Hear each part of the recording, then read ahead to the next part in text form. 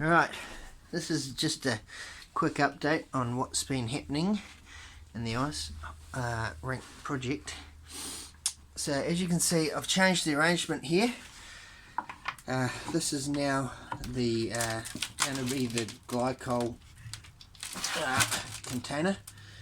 It's an old weed sprayer bottle, and I've put an intake valve here from the bottom of the tank, so the cooling coils will sit inside here and cool this liquid in here.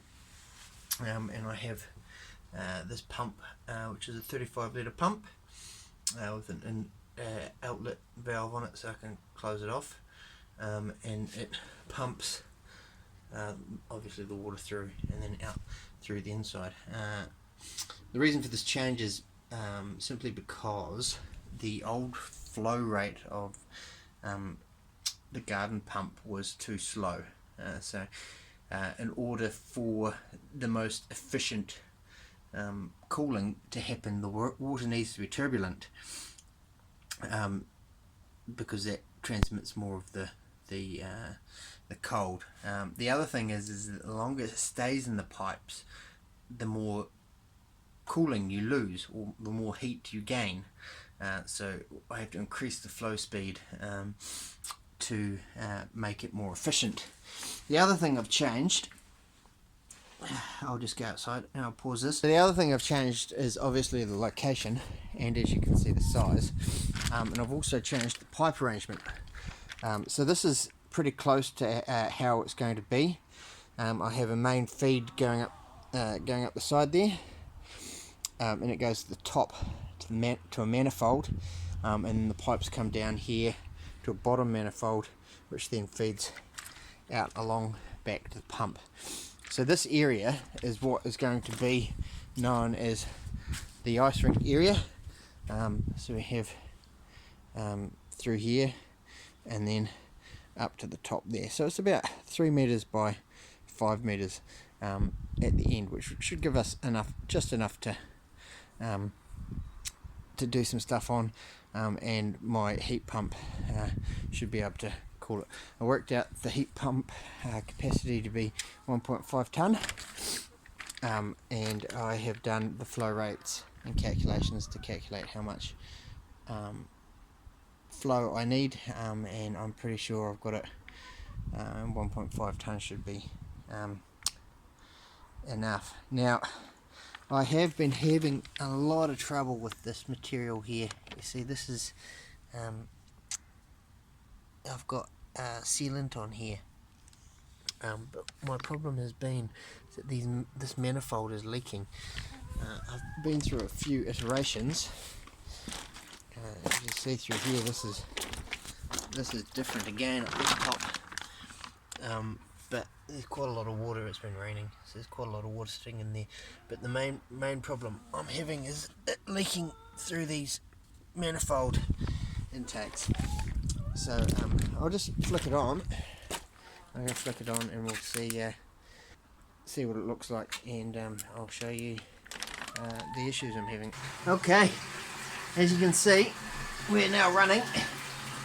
We've lost a little bit of water, and I actually have to top that up a bit. You can see the water coming in the top there and going out through the bottom. The pump's a little bit noisier than I'd like, but you see it's flowing quite well. There's no leaking there. There's no leaking through here. So that's pretty good. I'll just put a little bit more water in there. Yep. You see, I've filled it up now, and the water's flowing through there. It's quite turbulent, making a bit of a racket. That old pump. It's just because the pressure's so high in it. So we'll go have a look at the manifolds, and I'll show you the problems I have. And here we go. As you can see from these manifolds, they're very slowly leaking, and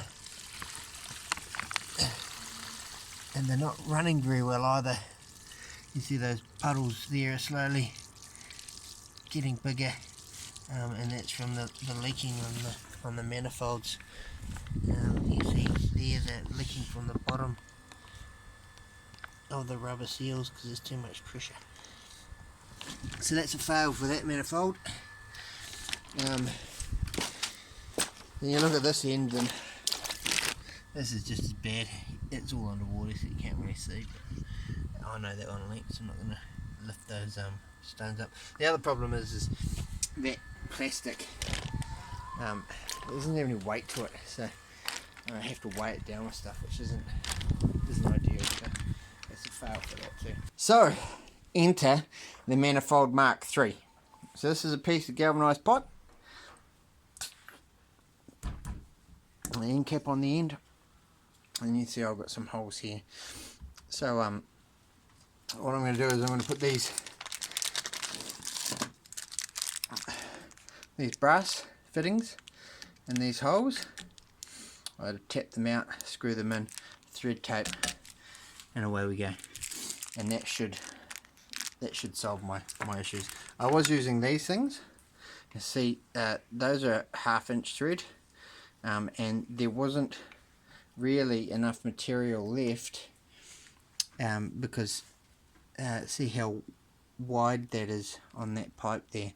When you drill a hole that size, it countersinks it to about here, and then because the threads are uneven, so the top thread and the bottom thread are uneven, it leaks, which is where my problem was. So this should be a lot better.